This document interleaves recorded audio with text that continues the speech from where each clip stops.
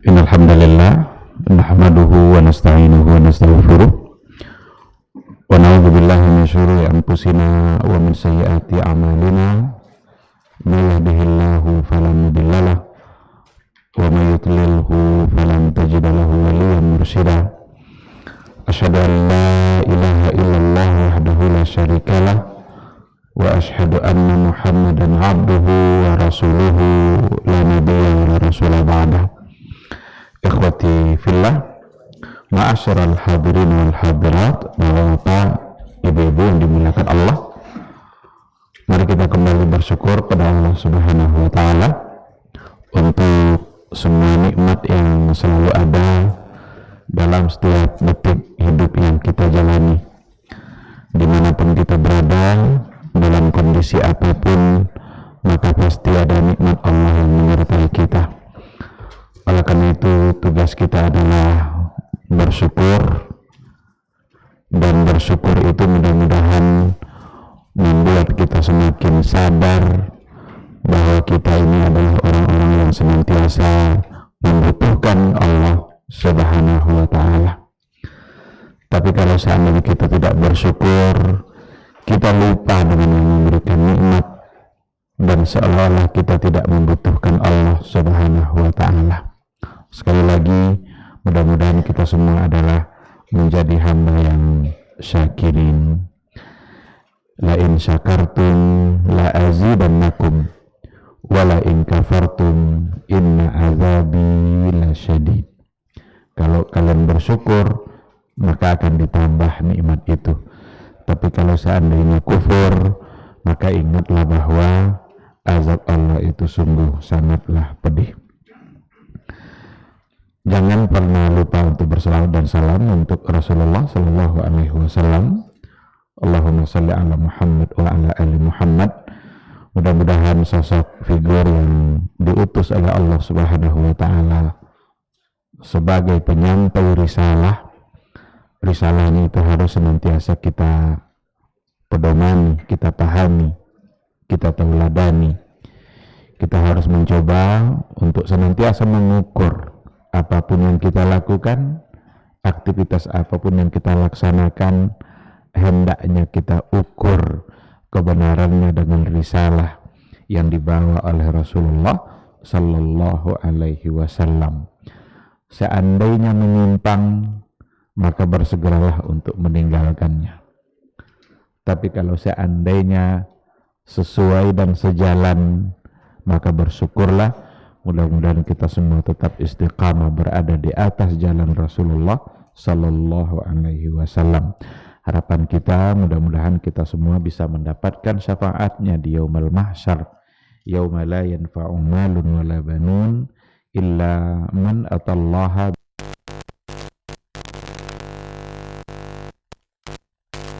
wal hadirat rahimani Allahu wa iyyakum. Kembali pada maghrib ini kita akan melanjutkan kajian usul fikih dan kaidah-kaidahnya. Tapi masih kita berada pada adillatul ahkam, seputar pembahasan seputar dalil-dalil hukum. Yang terakhir yang kita bahas, dalil hukum yang ketiga adalah al-ijma'. Ijma'ul ulama, ijma'ul mujtahidin, kesepakatan para ulama, kesepakatan para mujtahid dalam menetapkan sebuah hukum. Apabila ulama sudah bersepakat untuk menetapkan sebuah hukum, maka itu merupakan hukum yang harus kita ikuti, harus kita taati, karena siapa lagi yang akan kita taati selain daripada apa yang sudah ditetapkan oleh para ulama. Itu ijma'. Untuk maghrib ini kita akan ambil dalil yang keempat. Dalil yang keempat adalah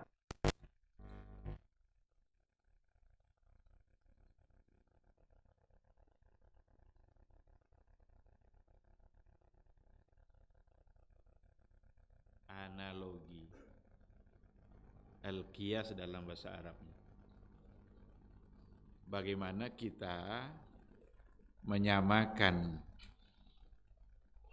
menghubungkan dua permasalahan tetapi hukumnya sama.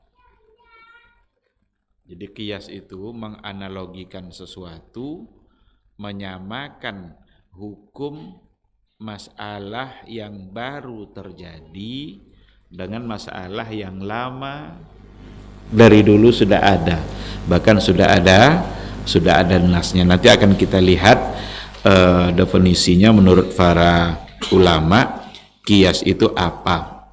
Jadi kalau secara bahasa kata qiyas itu mengukur. Jadi mengukur itu dalam bahasa Arabnya qiyas. Al-maqas umpamanya itu ukuran. Kalau umpamanya kita beli celana, ukurannya apa? Nah, ada ukurannya. Yang mana yang cocok ukuran untuk kita. Tapi kalau secara istilah syar'inya, secara terminologinya, itu ada beberapa redaksi yang bisa kita lihat yang sama seperti definisi-definisi terminologi yang lain. Mungkin ada perbedaan redaksi tetapi mengandung makna yang sama. Di antara redaksi yang ada yang disampaikan oleh para ulama adalah ilhaqu far'in ila aslin. Jadi ilhaq dipakai di situ kata ilhaqu far'in ila aslin atau ila hukmil asli li'illatin jami'atin bainahuma. Menghubungkan hukum masalah furu' dengan hukum asal dikarenakan adanya illat yang sama. Kalau dalam bukunya Muhammad ibn Shalih al-Utsaimin itu dikatakan taswiyatu far'in bi aslin fi hukmin. Taswiyatu far'in bi aslin. Taswiyah itu menyamakan hukum furu' dengan hukum asal, atau menyamakan furu' dengan asal pada hukum. Kenapa disamakan? Li'illatin jami'atin bainahuma. Dikarenakan ada illat yang sama yang membuat hukumnya menjadi sama. Maka di dalam persoalan qiyas itu harus ada 4 rukunnya. Mengkiaskan sesuatu, mengkiaskan masalah baru dengan masalah lama yang sudah ada nasnya, maka itu memerlukan adanya 4 rukun. Yang pertama, ya harus ada furu'. Apa masalah cabang yang terjadi? Itu bisa masalah-masalah kontemporer yang terjadi hari ini, itu bisa disebut sebagai furu'. Nah, kemudian ada masalah asal. Ada asalnya. Asal itu adalah masalah lama. Kemudian tentu saja harus ada hukum bagi masalah yang lama itu, masalah yang asal itu. Dan yang paling penting adalah ada illat yang menyamakan. Ada sesuatu yang membuat dia menjadi sama. Masalah baru ini tidak ada nasnya, tapi masalah lama ada nasnya. Yang baru ini bisa disamakan hukumnya. Menyamakan hukum masalah baru kok dengan masalah yang lama, itu yang qiyas itu. Kenapa dia disamakan? Dikarenakan oleh ada illat yang menyatukannya. Kalau tidak ada illat, tentu tidak ada alasan kita untuk menyamakannya. Tapi ketika ada illat yang sama, ini nih khamar itu haram, kenapa? Itu kan ada illatnya. Penyebab haramnya khamar itu ternyata ada juga pada masalah lain di mana dia bukan khamar. Kalau khamar itu kan biasanya cenderung dalam bentuk minuman, arak, pokoknya minuman-minuman yang minuman keras, minumannya enggak keras sebenarnya. Cuma disebut minuman keras akibatnya keras. Biasanya kalau disebut khamar itu selalu dalam bentuk minuman dan itu cairan. Sekarang ada dia bukan cairan. Narkoba, sabu-sabu umpamanya. Sabu-sabu itu cairan, enggak kan? Tepung kan? Tepung. Ada yang pengalaman lah. Untunglah Jeli tidak dijawabnya. Kalau jawabnya udah kita tuduh dia. Jadi ada sabu-sabu, ada ekstasi, ada macam-macam namanya itu. Dia tidak dalam bentuk minuman dan itu baru, dulu tidak ada. Sekarang apa hukumnya? Kalau dicarikan langsung ayatnya yang di situ ada kata narkoba, dia tidak akan ketemu. Yang ayat yang di situ ada ekstasinya, ada sabu-sabu, tidak akan ada. Yang ada adalah khamar. Innamal khamru wal maisir. Khamar malah didahulukan di situ. Dari 4 yang dilarang tadi didahulukan di situ adalah khamar. Dan ada ilatnya. Khamar itu bisa merusak pikiran, merusak saraf, merusak ekonomi, merusak keluarga. Yang ternyata ilat yang menyebabkan khamar itu haram ternyata ada pada narkoba. Ada pada jenis yang tadi itu, walaupun dia tidak cair, dia padat, malah dia ditelan, tetapi hukumnya bisa menjadi sama. Jadi menyamakan itulah, menyamakan hukum dua masalah itulah yang baru disamakan dengan yang lama, itulah yang disebut sebagai kias. Tetapi kias itu memang harus terpenuhi syarat rukun-rukun yang tadi itu. Harus ada 4 rukun tadi itu. Harus mana yang furu'nya, mana yang asalnya, dan ada hukum asalnya berdasarkan kepada nas, kemudian ada ilat yang menyebabkan dia menjadi haram. Di dalam Al-Qur'anul Karim yang ada adalah larangan untuk mengucapkan kata uf. Fala taqul lahuma uffin. Janganlah kamu katakan uf kepada orang tua. Wala tanharhuma. Jangan dibentak dia. Dibentak kan masih dalam bentuk ungkapan. Tetapi dalam Al-Quran tidak ada larangan untuk memukul orang tua. Hai orang-orang beriman, jangan pukul orang tua. Tidak ada. Yang ada hanya uf. Lalu apa boleh memukul? Karena tidak ada larangan. Nah, ini perlu perhatian juga nih, jangan asal tidak ada larangan lalu menjadi boleh. Kan tidak ada larangannya katanya. Ketika dilarang mengucapkan kata uf itu, ternyata di situ mengandung larangan untuk semua yang bisa menyakiti hati orang tua.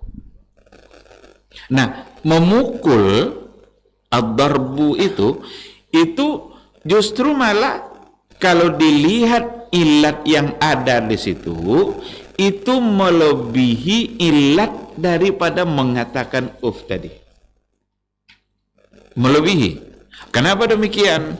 Karena kalau uf itu hanya menyakiti perasaan.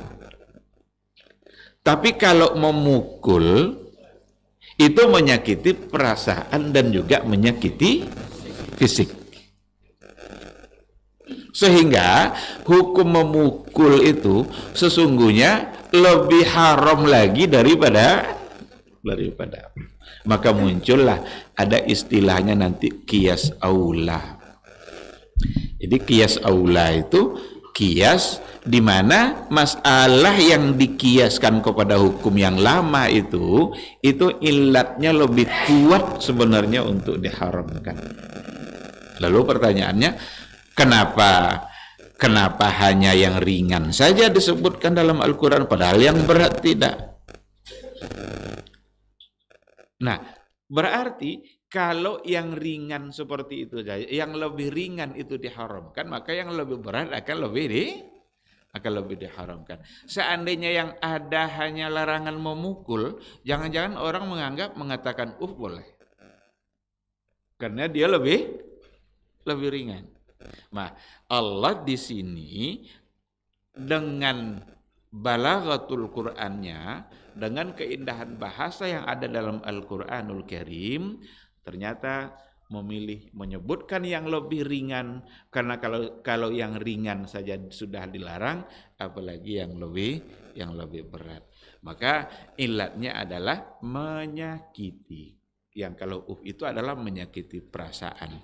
Nah, oleh karena itu berbuat apa saja seandainya menyakiti hati orang tua, itu sesungguhnya adalah sesuatu yang dapat disamakan hukumnya, dapat dikiaskan hukumnya, dapat dianalogikan hukumnya. Meskipun nasnya untuk masalah yang baru ini tidak ada. Nah, dari mana kita tahu hukumnya? Tahu hukumnya adalah dari masalah yang lama dan dengan memandang ilatnya tadi sehingga dikiaskan. Nah, disinilah pentingnya persoalan kias di dalam menyelesaikan masalah yang terjadi. Kan dari dulu kita juga sudah sampaikan bahwa tidak semua masalah ada dalam Al-Quran. Tidak semua masalah. Karena jumlah Al-Quran terbatas. Jumlah hadis juga terbatas. Tetapi yakinlah bahwa semua hukum ada dalam Al-Quran. Maka kita tidak ada lagi bisa lari dari hukum itu. Apapun masalah yang terjadi dalam kehidupan kita, pasti akan bisa ditemukan hukumnya. Baik dalam Quran maupun dari hadis Nabi. Itu Imam Syafi'i yang bilang seperti itu.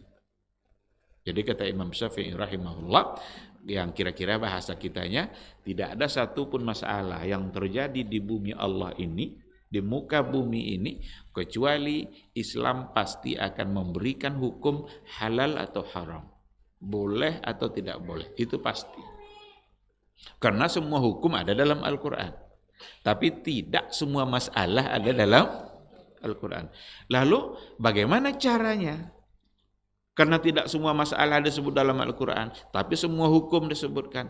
Disinilah posisi kias itu sangat menentukan. Maka akan banyak sekali nanti masalah-masalah yang akan diselesaikan melalui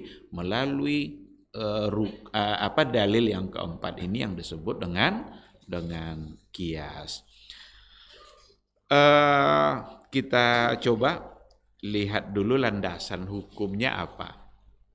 Apa landasan hukum kias itu bisa menjadi sumber?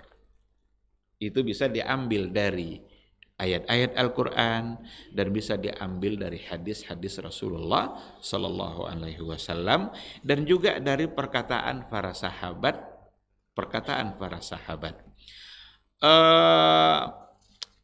Dari Al-Quranul Karim, ini tidak disebutkan dalam buku yang berbahasa Indonesia, tetapi di dalam buku Syekh Muhammad Ibn Shalih Al-Utsaimin menyebutkan beberapa ayat sebagai dalil untuk kias. Hujahnya kias itu dasarnya apa gitu. Kalau memang kias itu boleh dijadikan sumber hukum, apa dasarnya? Nah, dari Al-Quran, kita ambil satu contoh dari ayat yang disebutkan oleh beliau, dalam surat Fatir ayat 9, Allahul ladzi arsala ar-riyaha fatusiru sahaban fasuqnahu ila baladin mayyit fa ahyayna bihil arda ba'da mautiha kadzalikan nusur. Jadi bumi-bumi yang tandus, bumi-bumi yang gersang, ketika Allah kirimkan awan, lalu awan menjadi hujan, dan hujan itu diturunkan menimpa bumi itu, maka bumi kembali hidup setelah matinya. Nah, dikatakan fa ahyayna bihil arda ba'da mautiha. Maka melalui air itu kami hidupkan kembali bumi itu setelah mati. Wa kadzalikan nusyur, dan begitu jugalah nanti berbangkitnya umat manusia setelah kematiannya. Jadi setelah kita mati nanti itu akan dihidupkan kembali oleh Allah. Orang jahiliyah dulu heran-heran dia, masa tulang belulang bisa kembali menjadi hidup. Diberikan perumpamaan oleh Allah. Apakah bumi yang tandus, bumi yang mati itu bisa hidup? Bisa subur? Bisa kembali tumbuh, berkembang? Ternyata bisa. Hanya dengan dikirimkan oleh Allah air hujan, melalui awan-awan gelap yang ada di langit, turunlah hujan. Bumi yang mati tadi kembali hidup. Dan itu adalah perbuatan Allah Subhanahu wa ta'ala. Kalau Allah sanggup untuk menghidupkan bumi yang mati, maka Allah juga akan sanggup untuk menghidupkan jasad-jasad yang sudah mati. Ini analogi. Ini berarti ada satu bentuk pikiran yang ada di dalamnya itu, di mana dibawa kita berpikir oleh Allah Subhanahu wa ta'ala. Kenapa kalian tolak kemungkinan hidup kembali? Sementara bumi yang mati, kalian percaya dia bisa kembali hidup hanya dengan air hujan. Dan itu juga Allah yang menghidupkan. Ketika Allah bisa menghidupkan yang mati ini, maka Allah juga nanti di hari berbangkit akan juga bisa menghidupkan yang mati. Ini diantara ayat yang dijadikan oleh beliau, wa hadza huwal qiyas, dan ini sesungguhnya adalah qiyas, kata beliau, karena menyamakan dua hal. Ada yang juga oleh para ulama dalam buku-buku yang lain yang dijadikan ayat untuk qiyas, fa'tabiru ya ulil absar. Fa'tabiru ya ulil absar. Ini kan sering kali diulang-ulang nih kan. Kalau khatib Jumat biasanya mengulang-ulang ini nih. Fa'tabiru ya ulil absar. Apa arti fa'tabiru ya ulil absar? Hai orang-orang yang berpikir, orang-orang yang cerdas, ambillah pelajaran. I'tabiru, ambil i'tibar. Ambil i'tibar ini sesungguhnya adalah perintah untuk berqiyas.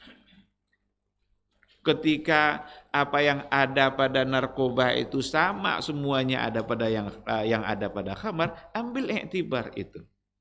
Ketika khamar itu diharamkan, ambil i'tibar kenapa dia diharamkan. Ternyata pada narkoba juga ada. Berarti kalau kita ambil i'tibar, maka ketika kita diminta menghindari khamar, maka kita berarti juga diminta untuk menghindari narkoba. Fa'tabiru ya ulil absar. Nah, ini di antara dalil-dalil yang ada. Kita ambil dua dari ayat Al-Quran, dari hadis Nabi, dari sunnah Rasulullah Sallallahu Alaihi Wasallam. Ini juga ada banyak riwayat yang dijadikan dalil oleh para ulama dalam hujjahnya qiyas. Di antaranya adalah ketika ada seorang lelaki sahabat datang kepada Rasulullah Sallallahu Alaihi Wasallam membawa anaknya masih bayi, anaknya itu kulitnya hitam. Dia enggak bisa menerima kayaknya anak yang kulit hitam ini. Ini bukan anak saya ini, katanya. Diingkarinya anaknya di hadapan Rasul. Ya Rasulullah, istri saya melahirkan anak yang berwarna hitam. Dan saya menganggap itu bukan anak saya. Karena nggak mungkin rasanya, dia putih, istrinya putih, tiba-tiba anak lahir hitam. Ini bukan anak saya, katanya. Tapi Rasul kan orangnya cerdas. Kenapa baru sekarang ditolak? Kalau memang ada yang meragukan, kenapa enggak saat hamil diragukan?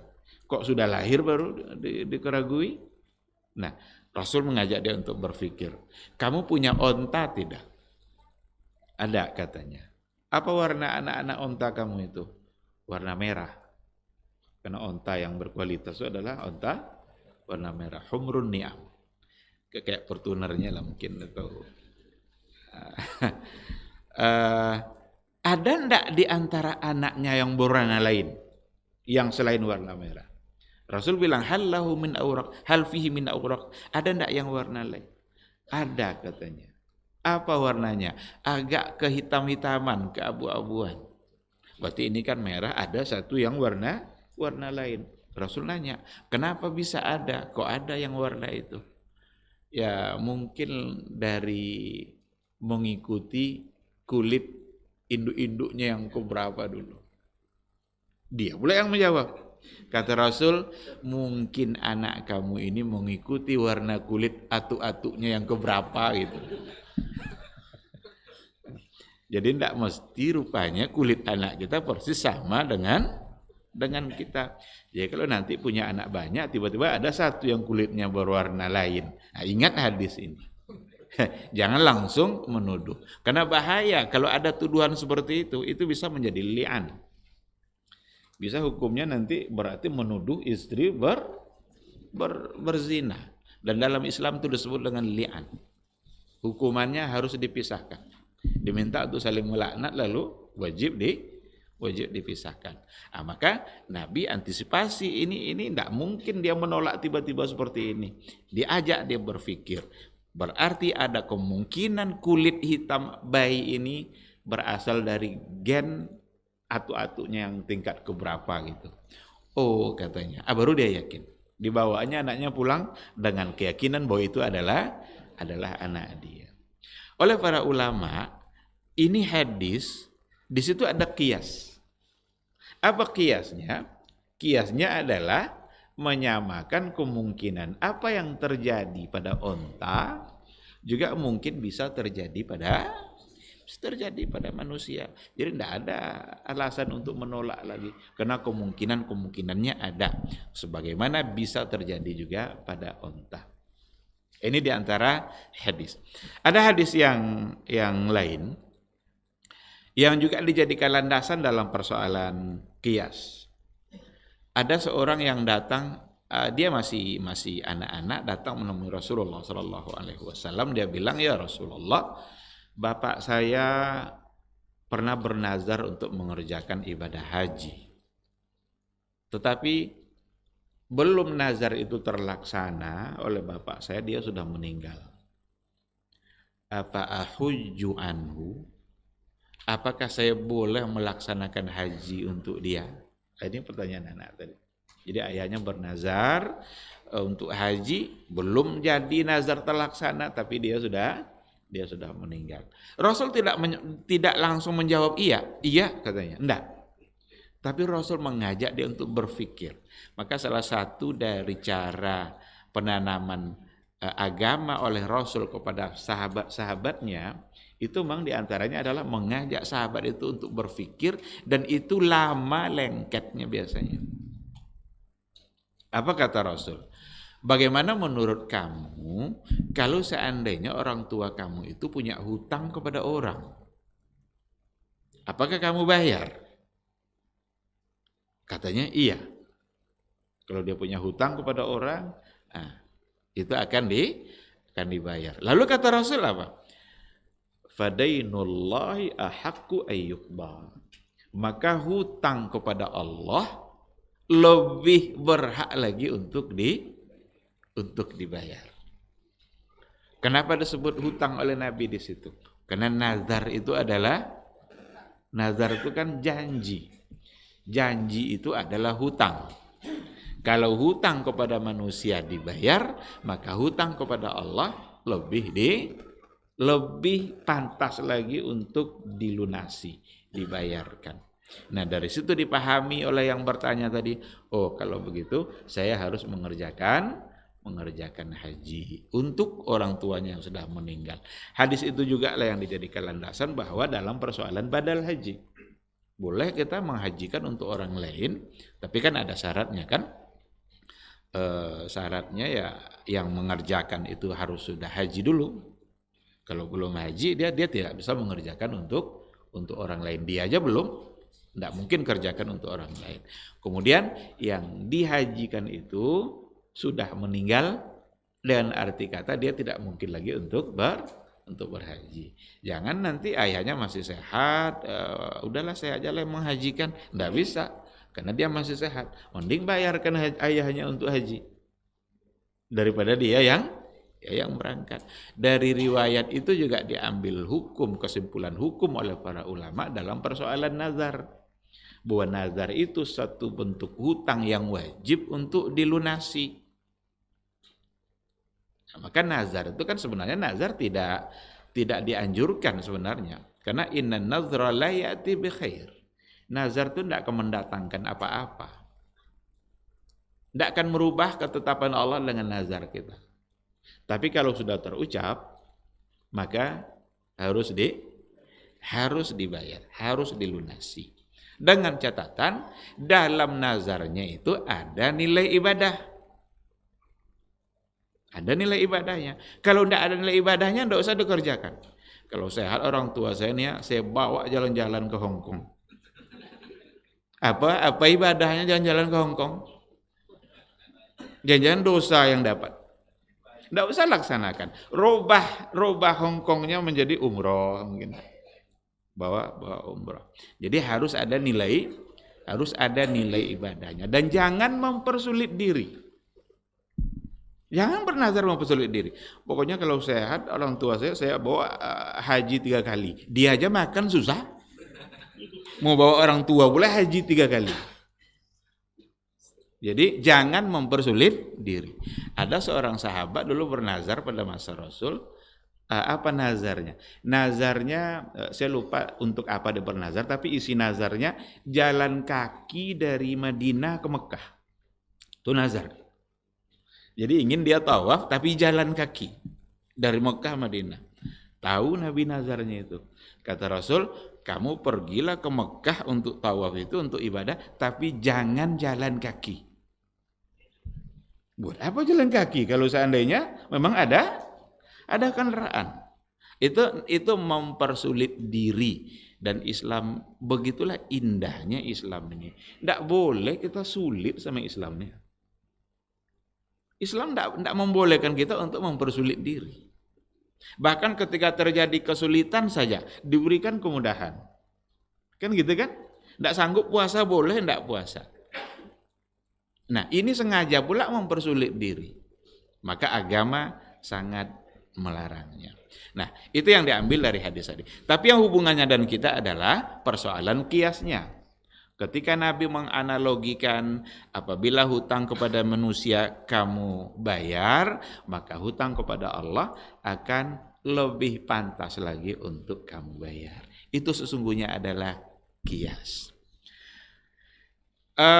Ini juga dari aqwalus sahabah, dari perkataan para sahabat, itu juga ada yang diambil cuplikannya oleh para ulama untuk menetapkan bahwa qiyas itu adalah hujjah.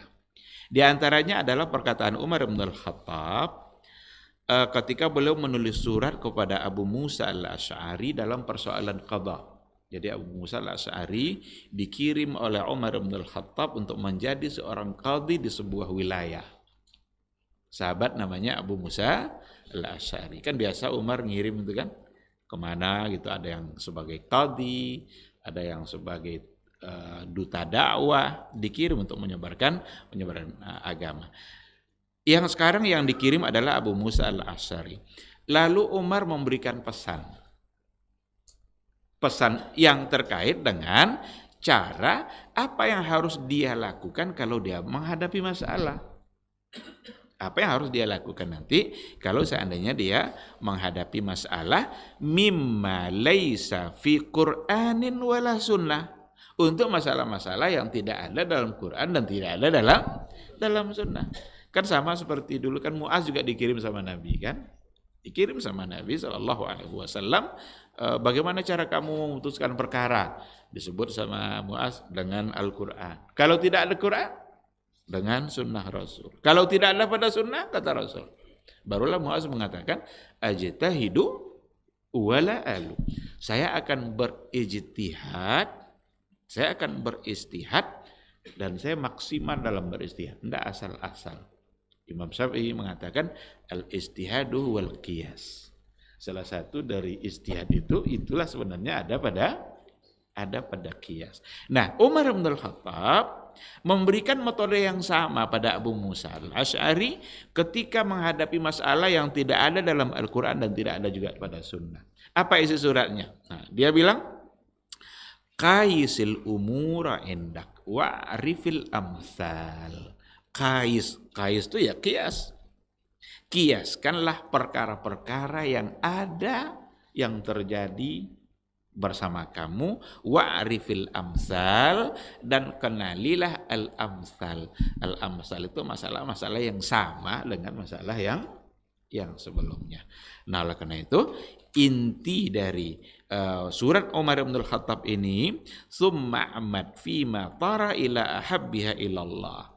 Lalu bersengajalah kamu untuk melihat mana yang lebih dicintai oleh Allah Subhanahu wa taala, wa asbahuha bil haq, dan lebih mendekati kepada kebenaran. Jadi terjadi masalah qaisil umur. Kiaskanlah berbagai perkara itu, wa'rifil amsal, dan kenali hukum-hukum masalah-masalah yang serupa. Al-amsal itu masalah-masalah yang serupa. Ketika itu sudah dilakukan, ambillah manakah kira-kira yang lebih mendekati kepada kebenaran dan mana yang lebih dicintai oleh Allah Subhanahu wa taala. Jadi sekali lagi, isi dari suratnya Umar bin Khattab sesungguhnya adalah perintah untuk mengaplikasikan qiyas ini, konsep qiyas ini apabila memang masalahnya tidak ditemukan di dalam Al-Qur'anul Karim. Ikhwati fillah, kalau kita lihat pandangan para ulama dalam masalah qiyas, nampaknya memang berbeda. Ada di antara ulama yang tidak setuju. Jumhurul ulama semua mengatakan iya, tapi ada satu di antaranya Ibnu Hazm yang menolak qiyas. Termasuk juga Syiah menolak qiyas, tapi penolakan Syiah la yu'tabar. Syiah tidak dianggap. Karena dia memang punya konsep Syiah itu mukhalafatu ahli sunnah. Selagi bisa berbeda dan ahli sunnah, kenapa harus sama? Itu konsep Syiah. Oleh karena itu perbedaan-perbedaan mereka la yu'tabar. Tapi Ibnu Hazm itu ulama besar, ulama ahli sunnah yang punya pemahaman yang berbeda, sehingga dia menolak persoalan qiyas. Kenapa dia tolak? Nanti insya Allah kita lanjutkan setelah menjawab suara azan, insya Allah. Majtama'a qaumun fi baitin min buyutillah yatluna kitab Allah wa yatadarasunahu fima bainahum illa nazalat alaihimus sakinah wa ghasyiyatuhumur rahmah wa haffat bihimul malaikah wa dzakarahumullahu fiman indah. Tidaklah suatu kaum duduk di salah satu rumah Allah membaca ayat-ayat Allah dan sama-sama mempelajarinya, kecuali turun kepada mereka as-sakinah, ketentraman dan kenyamanan. Wa ghasyiyatuhumur rahmah, dan mereka diliputi pula oleh rahmat, kasih sayang dari Allah Subhanahu wa taala. Wa haffat bihimul malaikah, dan mereka pun dikelilingi oleh para malaikat, karena malaikat suka majlis-majlis zikir dan ilmu. Wa dzakarahumullahu fiman indah, dan Allah akan banggakan sebut-sebut mereka di kalangan malaikat-malaikat yang ada di sisinya, di masyarakat atas. Mudah-mudahan kita termasuk yang sering disebut-sebut di sisi Allah, di kalangan para malaikat, dan di akhir majlis ini mudah-mudahan kita pula mendapatkan seperti yang tersebut dalam hadis qudsi, qumu maghfuran lakum, silahkan berangkat meninggalkan majlis ini dalam keadaan diampuni dosa-dosa kalian.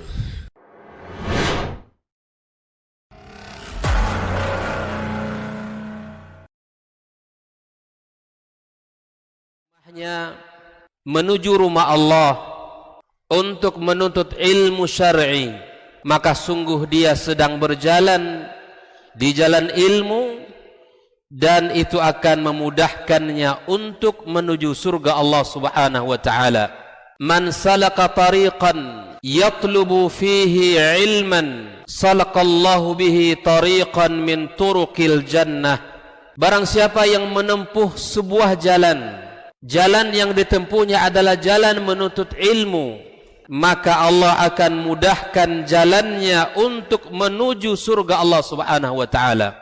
Orang yang berangkat ke masjid untuk menuntut ilmu syar'i dianggap sebagai jihad fi sabilillah.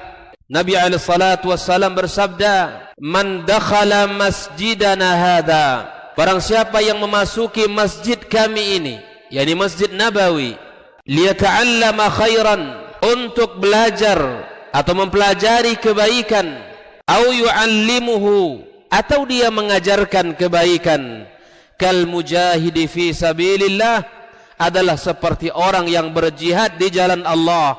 Mudah-mudahan kehadiran kita di rumah Allah yang mulia ini, tujuan kita hanya satu, untuk mencari ridha Allah tabaraka wa taala. Mudah-mudahan ilmu yang kita pelajari, ilmu yang memberikan keberkahan, yang menerangkan jalan kita dan senantiasa menjaga kita di jalan Allah Subhanahu wa taala.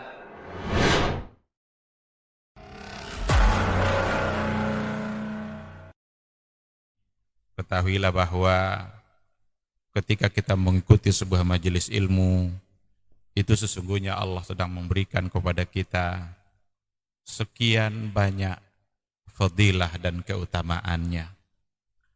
Karena sungguh sangat mulia orang-orang yang berada di majelis ilmu. Orang-orang yang berada di majelis ilmu adalah orang-orang yang akan dimudahkan baginya jalan menuju surga Allah. Dalam hadis dikatakan oleh Rasulullah sallallahu alaihi wasallam, "Man salaka tariqan yaltamisu fihi ilman, sahalallahu lahu tariqan ilal jannah." Barang siapa yang menempuh satu jalan di mana tujuannya adalah untuk mendapatkan ilmu, maka Allah akan mudahkan baginya jalan menuju surga. Surga itu perlu iman, dan mendapatkan surga itu perlu ilmu. Maka di majelis ilmu lah kita bisa menumbuhkan iman kita, dan di majelis ilmu lah kita bisa mendapatkan ilmu pengetahuan. Maka sering-seringlah menghadiri majelis yang bisa menambah iman kita dan juga bisa menambah ilmu, agar surga Allah itu benar-benar semakin dekat dengan kita bersama.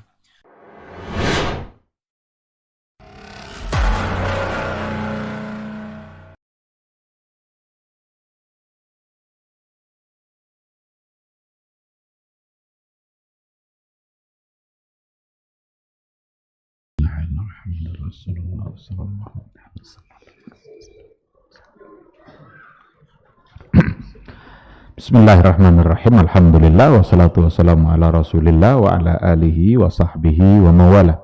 Ikhwati fillah, ma'asyiral hadirin rahimani Allah wa iyyakum. Kita lanjutkan sedikit materi kita. Tadi sudah kita berikan penjelasan bahwa di antara ulama yang menolak konsep qiyas sebagai metode dalam penetapan hukum, itu ada namanya Ibnu Hazm. Ibnu Hazm Az-Zahiri. Dia sangat menolak, bahkan dia mengatakan bahasa-bahasa yang sangat keras sekali. Apa katanya? Al-qiyasu dinu iblis. Qiyas itu agama iblis. Kenapa dia bisa bilang seperti itu? Karena yang pertama mengkias itu iblis. Ketika diperintahkan untuk sujud oleh Allah kepada Adam, iblis mulai bermain akalnya. Adam dari tanah, saya dari api, masa saya pula yang harus sujud kepada yang dari tanah ini? Seharusnya dia yang sujud kepada saya. Karena menurut iblis itu api lebih baik daripada tanah. Ini kias iblis ini salah juga ini. Tidak ada kayaknya orang mengatakan api lebih baik dari tanah. Api menghancurkan, tanah menumbuhkan, ya kan? Tidak ada orang kapling-kapling api, tapi banyak orang kapling tanah. Ya kan? Jadi mengatakan bahwa api lebih baik daripada tanah, menurut iblis ini pun salah. Tapi karena keangkuhan dia tidak mau. oleh Ibnu Hazm, yang dilakukan oleh iblis ini sebenarnya mirip-mirip sama qiyas. Maka keluar bahasa dia al-qiyasu dinu iblis. Tetapi tentu saja ini tidak sejalan dengan apa yang dikatakan oleh para ulama yang lain. Semua ulama yang lain sepakat untuk menjadikan qiyas sebagai sumber hukum. Ibnu Hazm sendiri ketika menolak qiyas bukan berarti dia menolak hukum-hukum yang ditetapkan oleh qiyas menurut para ulama. Jadi ketika tadi tidak boleh memukul orang tua berdasarkan qiyas, bukan berarti Ibnu Hazm membolehkan memukul, enggak. Tetap tidak boleh, tapi beliau tidak pakai qiyas. Bukan berarti nanti khamar tidak bisa dianalogikan kepada yang lain. Hukumnya dia terima, tapi dia tidak mengistilahkannya dengan qiyas. Karena secara teori, secara konsep, Ibnu Hazm adalah orang yang menolak qiyas. Tetapi yang muktabar di sini tentu saja adalah apa yang dikatakan oleh mayoritas ulama. Semua imam mazhab itu menggunakan proses qiyas. Bahkan qiyas ini benar-benar akan mampu menjadi solusi dalam menyelesaikan berbagai banyak masalah. Oleh karena itu Mustafa Ahmad Zarqa itu mengatakan tidak ada cara lain untuk memberikan kepastian hukum untuk masalah-masalah baru yang terjadi dan juga berbagai nawazil dalam muamalah dan interaksi dalam kehidupan selain dengan cara berijtihad dengan basis nalar dan rasio yang utamanya ada pada qiyas. Jadi menolak qiyas ini sebagai metode berpikir itu berarti kita menolak nalar dalam menyelesaikan masalah-masalah baru yang terjadi. Maka yang betul di sini tentu saja adalah pendapat jumhurul ulama, bukan pandangan Ibnu Hazm, kecuali kalau kita bawa perselisihan di kalangan mereka adalah perselisihan yang barangkali sifatnya formalitas, karena hukum-hukum yang dihasilkan oleh qiyas Ibnu Hazm juga menyetujuinya, cuma dia menggunakan dalil-dalil yang lain. Baik, ikhwati fillah, untuk qiyas itu ada syaratnya. Jadi tidak boleh juga sembarangan untuk melakukan qiyas karena ada syaratnya. Apa di antaranya? Di antaranya adalah alla yusadima dalilan aqwa minhu. Tidak boleh hasil qiyas itu nanti bertentangan dengan dalil yang lebih kuat. Dalil yang lebih kuat apa? Ada Al-Quran, ada Sunnah, itu dalil yang posisinya lebih kuat. Seandainya ada nanti hasil qiyas yang bertentangan, ini tidak diterima. Apa contohnya? Di antaranya adalah pendapat dalam satu mazhab yang kalau tidak salah adalah mazhab Abu Hanifah yang mengatakan bahwa perempuan yang kalau di sini disebut al-mar'atur rasyidah, perempuan yang cerdas, itu boleh dia menikahkan dirinya sendiri bighairi wali, tanpa wali. Apa qiyasnya? Qiyasnya adalah kepada sihhatu bai'iha malaha bighairi wali. Sahnya seorang perempuan tadi menjual harta yang dia punya atas kehendak dia sendiri tanpa perlu wali. Dikiaskanlah nikah kepada jual beli. Karena sama-sama akad. Kan judulnya akad nih. Ini akad nikah, ini akad jual beli. Tetapi oleh jumhurul ulama disebut fahadza qiyas fasidul i'tibar. Qiyas ini fasidul i'tibar, tertolak. Ghairu mu'tabar, tidak dapat diterima. Kenapa demikian? Karena hasilnya bertentangan dengan dalil yang lebih kuat. Ada hadis yang mengatakan apabila perempuan nikah tanpa adanya wali, fanikahuha batil, diulang malah lagi sampai 3 kali. Apabila perempuan menikahkan dirinya tanpa ada wali, maka nikahnya batal. Dan itu adalah nas yang langsung dari hadis Nabi. Sehingga syaratnya tak boleh hasil qiyas itu bertentangan dengan hadis Nabi atau dengan dalil yang lebih kuat. Dan ini juga masuk nanti dalam kategori apa? Dalam kategori al-qiyasu ma'al fariq. Itu masuk dalam karena ada kaidah pada qiyas. Itu kaidah usul juga. Al-qiyasu ma'al fariq batil. Mengkiaskan dua hal yang berbeda itu batil. Batal. Enggak bisa diterima. Nikah sama jual beli itu dua hal yang berbeda. Apa contoh qiyas ma'al fariq? Qiyas ma'al fariq itu seperti menganalogikan laki-laki dengan perempuan umpamanya. Itu batil karena laki-laki perempuan tidak sama. Ada pegiat gender yang di Jakarta itu mencoba untuk mengusulkan draft kompilasi hukum Islam. Jadi draft kompilasi hukum Islam itu dianggapnya yang ada sekarang hukum itu masih belum adil. Masih belum menyamakan antara laki-laki dengan perempuan. Dalam hal apa? Kenapa kalau perempuan itu harus ada iddahnya ketika dia bercerai atau suaminya wafat, sementara suaminya tidak ada iddah ketika dia bercerai atau istrinya wafat? Diusulkanlah oleh mereka yang pegiat gender tadi agar laki-laki juga harus ada iddah, dikiaskan kepada perempuan. Ini qiyas ma'al fariq, mengkiaskan dua hal yang berbeda. Tidak bisa diterima. Itu dangkal sekali pemahaman mereka dan analisa mereka.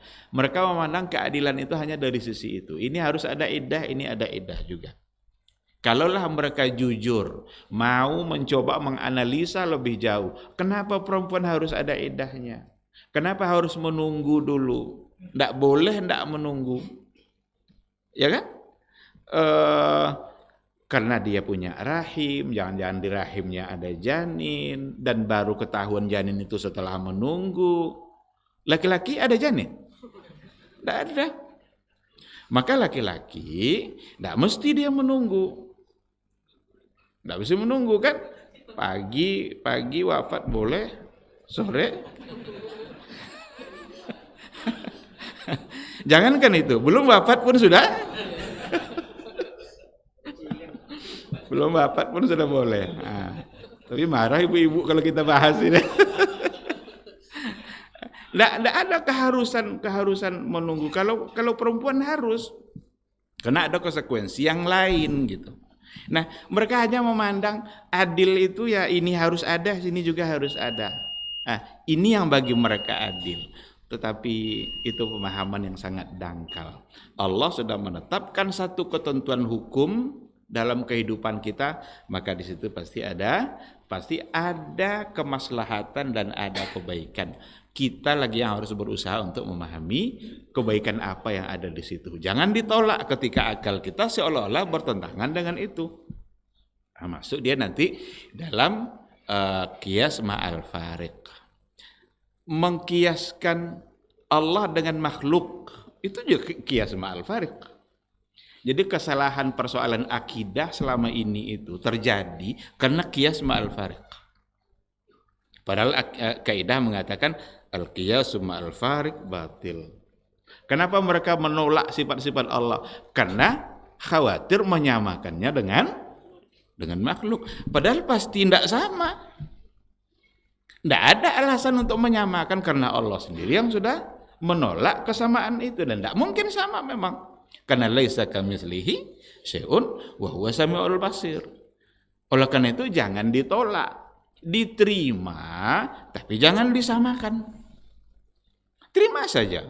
Ketika Allah bilang yadullahi fawqa aydihim, tangan Allah di atas tangan mereka, udah terima, jangan disamakan. Menyamakan ini yang tidak boleh karena pasti tidak sama. Nanti masuk pada al-qiyasu ma'al fariq batil. Ketika disebut umpamanya wajah umpamanya, udah terima itu wajah, cuma jangan pernah menyamakan. Kalau ditolak sehingga Allah dianggap tidak punya wajah sebagaimana yang dia informasikan, kita khawatir nanti tersalah karena sudah qiyas ma'al farik. Ada doa dari Nabi. Doa Nabi itu apa bunyinya? Allahumma inni as'aluka ladzatan nazar ila wajhikal karim. Ya Allah, aku memohon kepadamu agar diberikan kenikmatan memandang kepada wajahmu yang mulia. Lalu kepada apa Rasul meminta mandang ini? Kalau bukan memang ada wajah.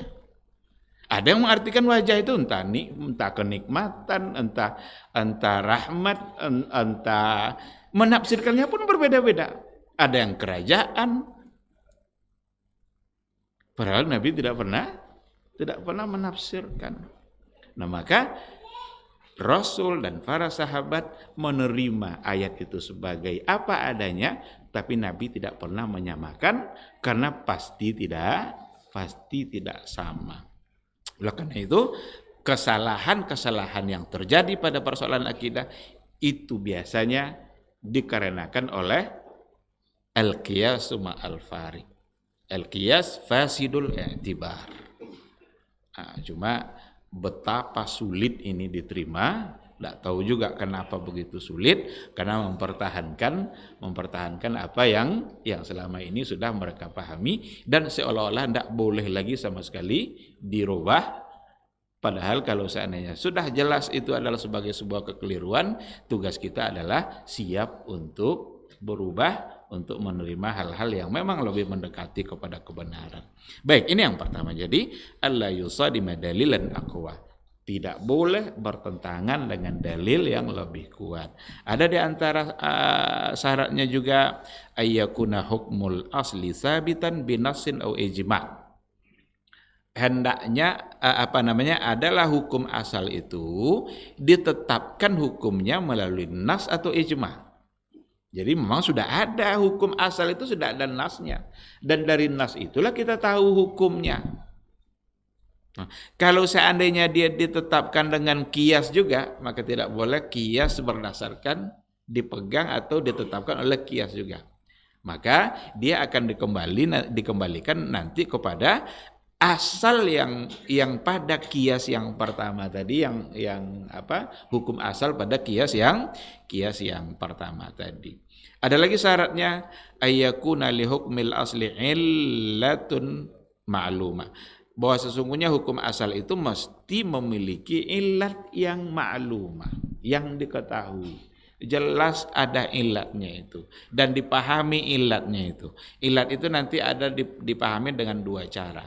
Ada yang ilat mansusa, ada yang ilat yang memang ada nasnya langsung, atau ada yang ilat mustambatah. Ada yang ilat tapi diijtihadkan. Jadi tidak langsung diambil dari nas.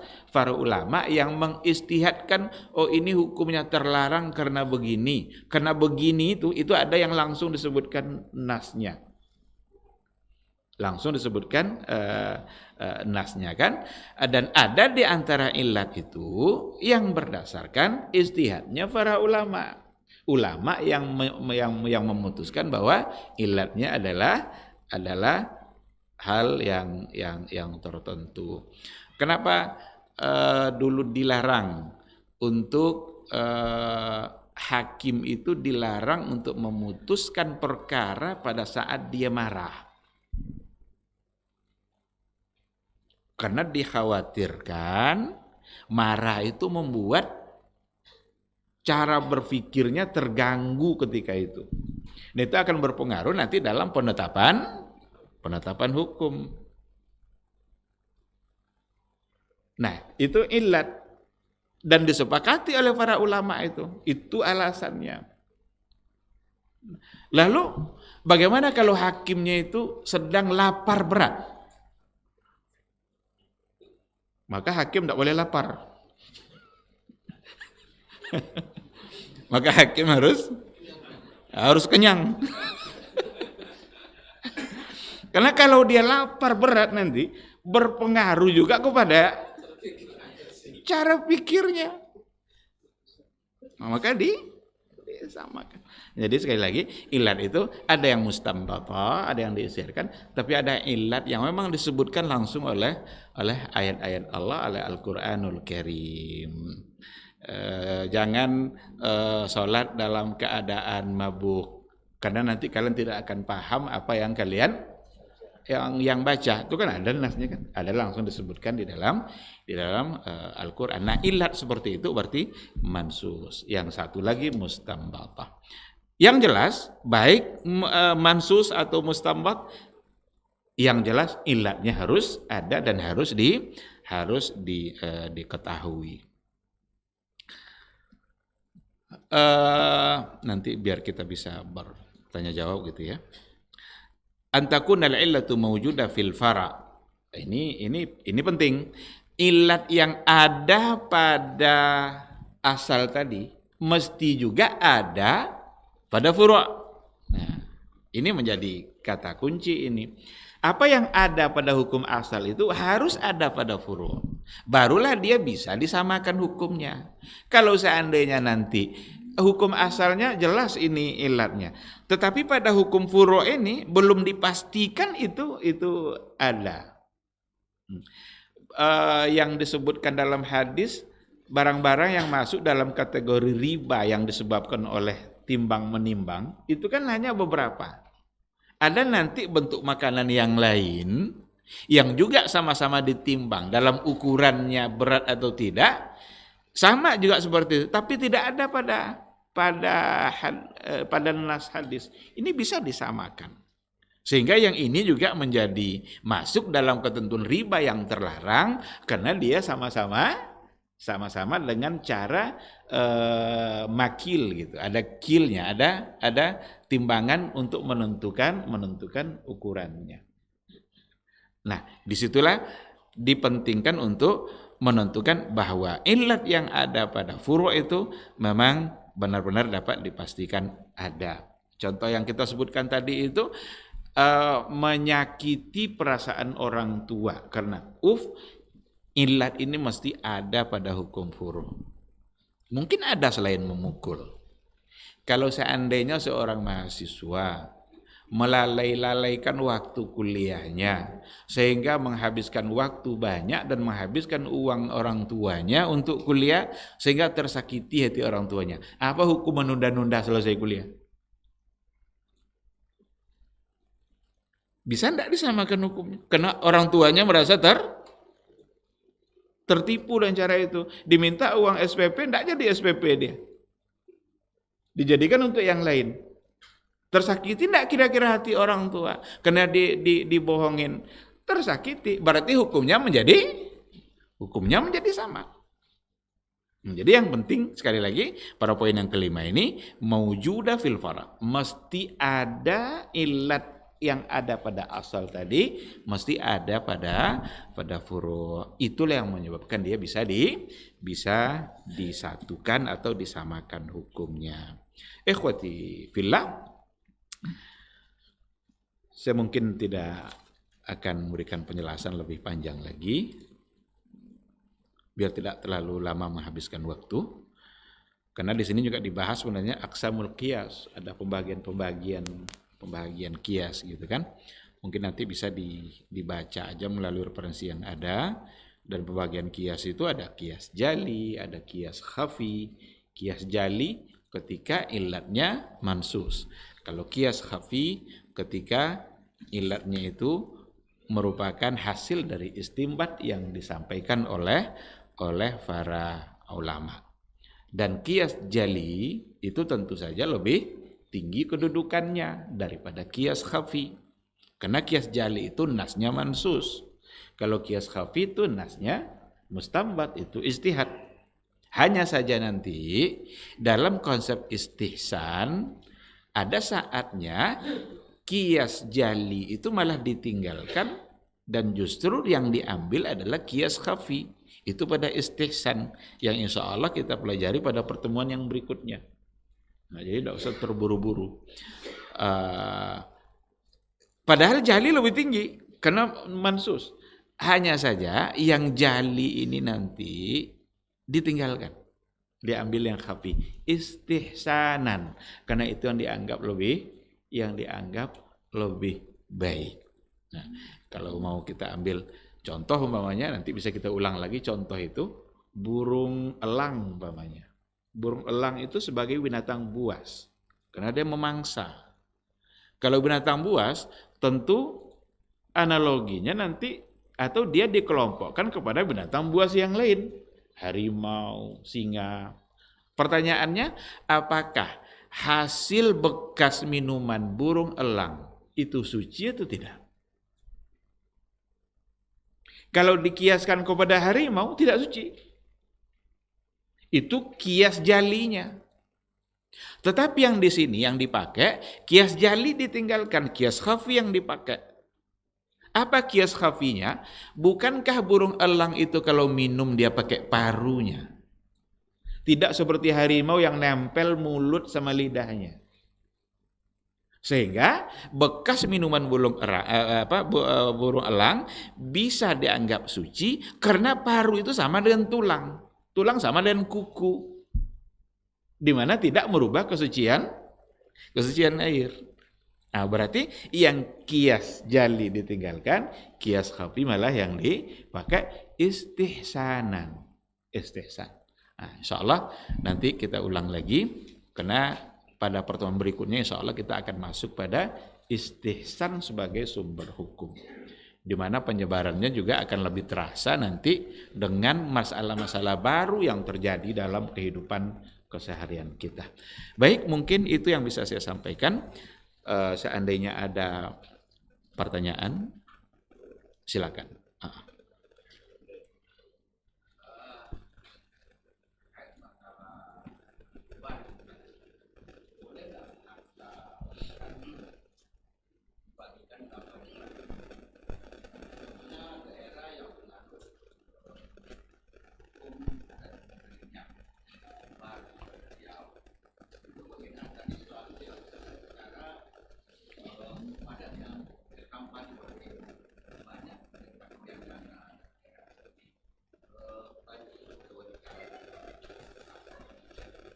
Ya. Bolehkah harta warisan itu dibagi tanpa melalui pembagian faraid, tapi melalui tradisi atau hukum adat? Kalau kita bagi melalui cara yang kita lakukan pada kebiasaan, berarti kita tidak mengikuti cara Allah. Kita khawatirnya di situ tidak benar-benar memberikan keadilan. Karena kalau ada di sebahagian tradisi yang lebih banyak dapat yang perempuan.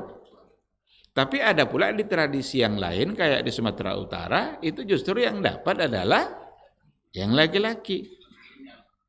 Patrilineal kan dari pihak bapak. Itu yang banyak mendapat. Untuk itulah Allah menurunkan hukumnya agar memberikan keadilan. Di antara yang diturunkan oleh Allah Subhanahu wa taala aturannya secara rinci dalam Al-Qur'an itu persoalan warisan. Siapa yang dapat setengah, siapa yang dapat sepertiga, siapa yang seperempat, siapa yang seperdelapan, langsung Allah bagi-bagi. Karena Allah tahu dia kalau manusia yang bagi tidak akan bisa adil. Kalau bapak yang bagi untuk dia yang banyak sama dia. Kalau anak yang bagi nanti untuk anak pula, untuk dia pula yang lebih sama dia.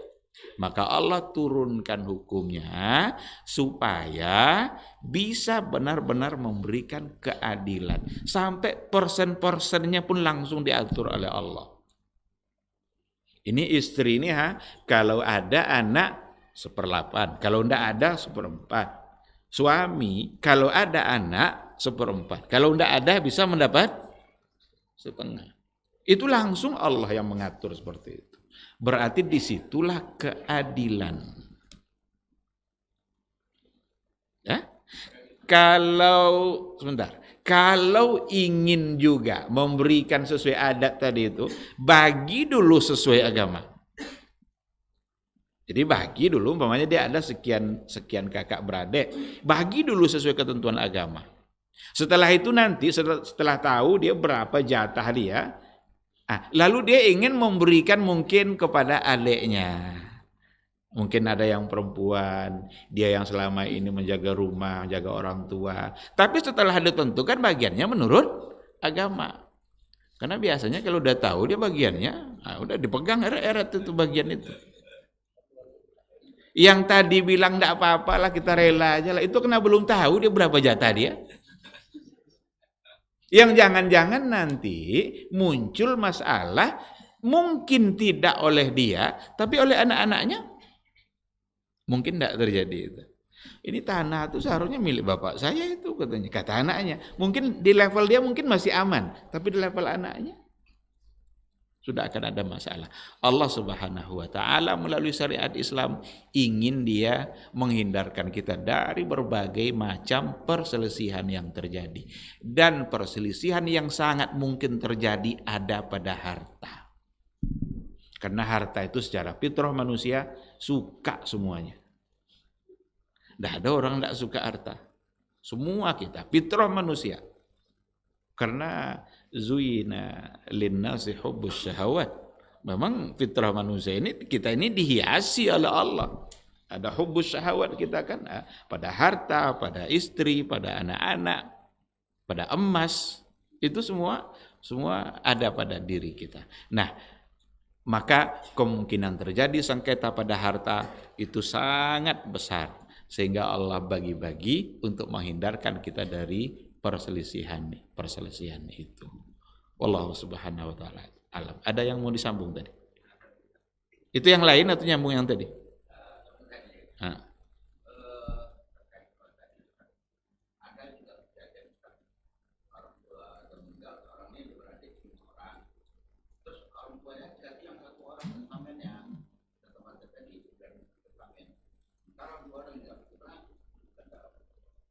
Orang tua mengasih hibah sebagai hibah ketika dia masih hidup.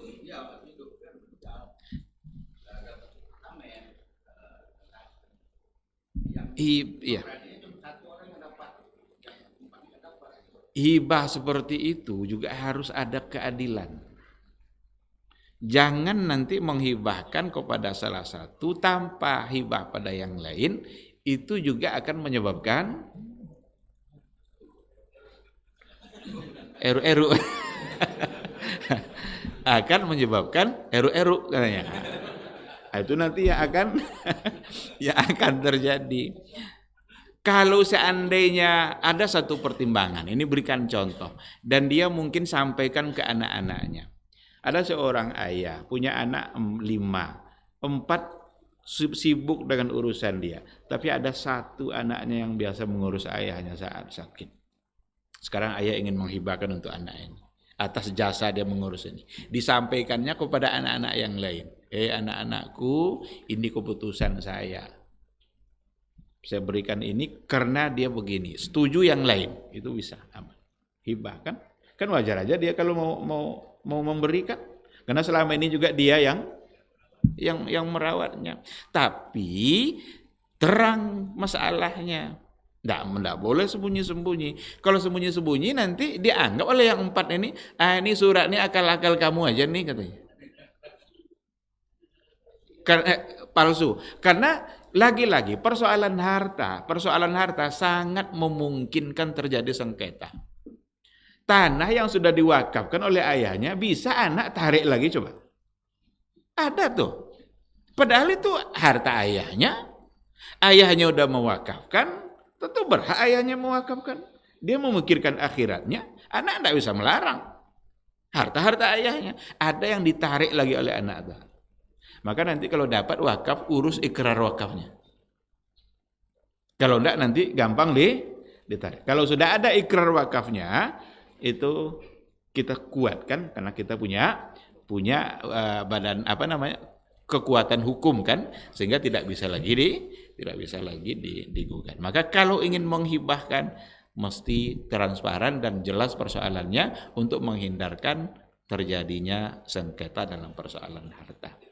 Ada yang mau ditanya?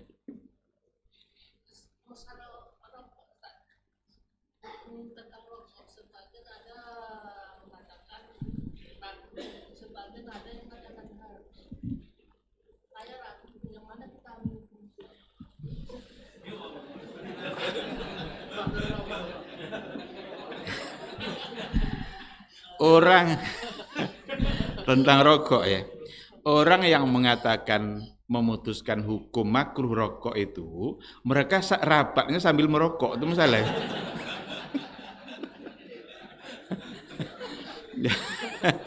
Jadi mari kita buka rapat kita dengan bismillah sambil merokok. Nggak mungkin muncul hukum haram rokok oleh rapat seperti itu. Nah, ya, maka dalam persoalan rokok sebenarnya yang penting kita lihat mungkin tidak langsung kepada hukum. Kalau bicara hukum nanti ya orang ada yang menerima, ada tidak. Dan hukum pun kalau sudah ada fatwanya, ada lagi yang beralasan fatwa Majelis Ulama itu kan tidak mengikat. Kan itu beda antara fatwa dengan qadha kan, dengan mahkamah. Kalau keputusan hakim mengikat harus dieksekusi. Tapi kalau keputusan fatwamu itu tidak mengikat, yang taat mengamalkannya, yang enggak ya mengabaikan. Ini kan cuma fatwa ulama, iya endaknya itu terserah masing-masing. Sulit kita bicara hukum. Tetapi mari saja kita sadari apa yang akan didapatkan dengan merokok. Karena kalau orang itu sudah benar-benar hobi merokok, sulit sekali diingatkan. Kambing tidak merokok, batuk juga katanya. Jadi saya batuknya bukan kena merokok nih katanya. Padahal dia udah batuk-batuk tuh. Karena kambing tidak merokok juga. Macam-macam akal manusia ini. Kalau kita bawa kepada itu, tapi sekarang kita sadari aja, merokok itu orang-orang yang egois. Sangat egois. Dia seolah-olah menikmati, tapi orang lain tersiksa. Padahal dia lupa kalau dia sesungguhnya juga sedang menyiksa dirinya sendiri. Ada enggak orang bisa makan nasi di kamar kecil? Enggak ada. Sengaja beli anggur buat kamar kecil makan buah anggur. Ada? Enggak ada. Kalau rokok? Kadang sengaja masuk ke kamar kecil untuk merokok. Berarti rokok tuh bisa dan nikmat di tempat-tempat kotor karena dia kotor juga. Nah, masih mau memasukkan yang kotor ke mulut kita. Nah, paling begitu lagi pendekatannya. Kalau bicara hukum ya kayak tadi. Nah, jelas ada larangan dari Al-Qur'anul Karim, wala tulqu bi aidikum ila tahluka, jangan kalian bawa diri kalian kepada kebinasaan, kepada kehancuran. Penelitian-penelitian semua sudah jelas, baik dari kepolisian maupun dari para ahli-ahli yang lain, semua mereka sudah sepakat mengatakan apa yang terkandung di dalam merokok. Nah, jangan dicarikan ayatnya. Hai orang-orang beriman, janganlah kamu merokok, tidak akan ketemu. Ada orang yang mempelesetkan kan, warkau ma'arraki'in katanya. Merokoklah bersama orang yang rokok. Subhanallah. Rukuklah bersama orang yang rukuk. Kan itu arti ayat itu kan. Ada pelesetkan sama dia. Pokoknya ada aja caranya. Maka yang diingat adalah apa yang akan ditimbulkan oleh rokok itu pasti berbahaya. Kaidah mengatakan ad-dararu yuzal. La darara wala dirar. Jangan merusak diri, jangan merusak orang lain. Pada rokok ada dua-duanya. Merusak diri kita dan juga merusak orang lain. Nah, oleh karena itu tinggalkan dan berupayalah untuk semaksimal mungkin melawan keinginan merokok itu, karena pasti bisa kalau dia mau. Kalau datang bulan Ramadan, bisa dia meninggalkan rokok? Bisa. Itu alasan apa dia bilang sulit saya tinggalkan? Padahal belum puasa tidak merokok ya. Mati dia saat Ramadan, tidak merokok? Tidak kan? Berarti bisa dia meninggalkan. Nah, ungkapan-ungkapan saya tidak bisa meninggalkan itu hawa nafsunya saja. Lawanlah keinginan hawa nafsu itu, ingat mudarat-mudarat yang akan ditimbulkan. Kalau kita memudaratkan orang lain, berarti kita berdosa. Itu belum lagi kalau kita bawa kepada keuntungan rokok itu untuk apa? Siapa yang punya rokok itu? Ada orang bilang itu kan kalau ditutuplah pabrik rokok itu katanya itu akan menyebabkan banyak pengangguran. Kan lagi-lagi berpikir dia kan. Padahal ada satu penelitian, akibat yang ditimbulkan oleh rokok, biaya yang dikeluarkan negara untuk menanggulangi akibat rokok lebih besar 10% daripada hasil rokok itu sendiri. Sekarang kita buat satu usaha, hasilnya 100 miliar. Tapi menanggulangi akibat usaha ini, kita harus mengeluarkan 110 miliar. Untung atau rugi itu? Rugi. Tuh kan? Yang punya perusahaan tidak. Orang Yahudi sangat tidak mau dia merokok itu dan diantisipasi betul sama dia agar masyarakat mereka tidak merokok. Tapi kita aja yang mau ditipu. Dibuatlah iklan-iklan merokok itu sama kencang kejar-kejarannya dengan singa, umpama dengan harimau. Kan itu kan, bahkan kalah pula harimau dalam kejar-kejarannya itu kan. Itu tipuan semua itu, tipu muslihat itu. Nggak ada orang yang akan mengalahkan kencangnya harimau gara-gara merokok.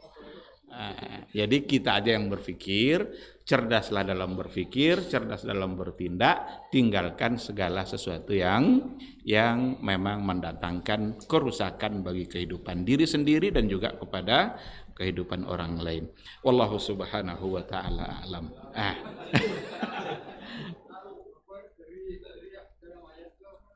Apa? Yang ayat tadi. Ayat tadi itu berkaitan dengan di mana Allah mengutus angin. Allahul ladzi arsala riyaha fatuthiru sahaban. Dialah Allah yang mengutus ar-riyah, angin. Dan nanti angin itu mengumpulkan as-sahab. Sahab itu awan. Awan itu nanti berubah wujud menjadi hujan. Fasuknahu ila baladin mayyit. Lalu kami arahkan air hujan yang turun itu kepada bumi-bumi yang mati, yang tandus, yang kering. Fa ahyayna bihil arda ba'da mautiha. Lalu kami hidupkan bumi yang mati tadi, kami hidupkan bumi yang tadinya mati. Kadzalikan nusyur. Begitu jugalah nanti halnya dalam persoalan hari berbangkit, di mana kita semua dimatikan oleh Allah, tapi kemudian Allah mampu untuk menghidupkan kembali, sebagaimana Allah mampu menghidupkan bumi yang sudah mati kembali menjadi hidup, subur dan menumbuhkan. Itu dalam surat Fatir ayat 9. Riyah artinya angin.